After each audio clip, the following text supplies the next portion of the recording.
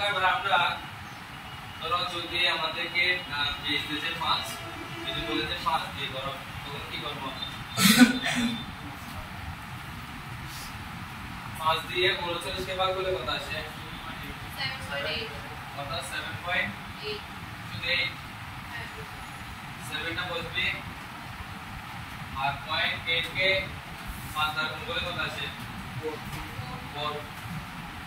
আবার 7 কে 5 দ্বারা ভাগ করলে কত আসে 1.4 1 টা বসবে 0.4 কে আবার 5 দ্বারা গুণ করলে 2 1 के 5 के बाद जाए 0 হবে এখানে কি হবে 1 ঠিক আছে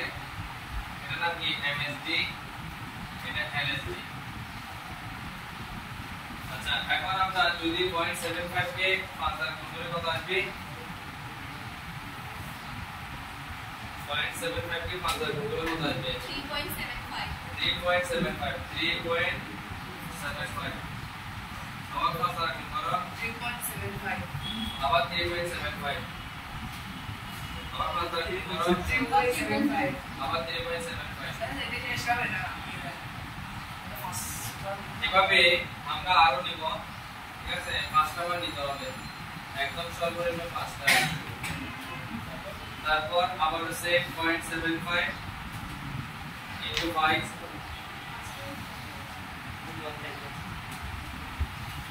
গুণ করলে কত আসবে আবার 3.75